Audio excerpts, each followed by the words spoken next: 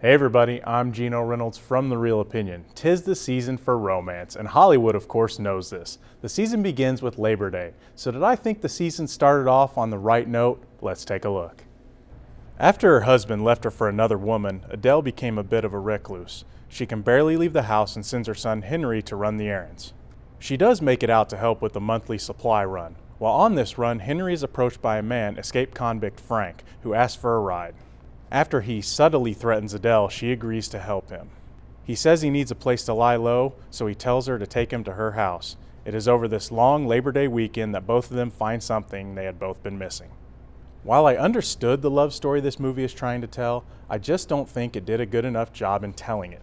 The main problem is that the story is told mostly from the perspective of Henry, so we don't get to see most of the romantic connection between Adele and Frank. You see, Frank has escaped prison in which he was in for murder. While we get to see the complete story through some flashbacks, we never know for sure if he is telling Adele these things. Not showing this part of the tale just hurts the believability of the love story. Another problem I had is that the movie focused a lot on the sexual development of Henry. We get to see what he thinks about in some confusing imagery when it comes to girls. This part of the story would have made sense if it went anywhere. Most of the movie takes place within a week's time, but then skips ahead years, which pretty much drops this part of the plot altogether. The whole time spent on this part could have been spent developing the main love story. Well, I think the filmmakers just want us to have faith that the love between Adele and Frank is there. It just didn't work for me. There's just not enough there to buy it.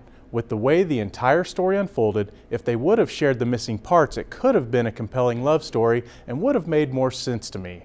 While not a bad movie, it left me feeling too uncertain to recommend it to anybody, especially this time of year. But remember, it's only just one guy's opinion. The season of Hollywood love stories continues, so tune in to The Real Opinion on Friday for my review of That Awkward Moment. Find out if I thought this rom-com was something original or just 3 times the cliche. Until next time, I'm Geno Reynolds from The Real Opinion.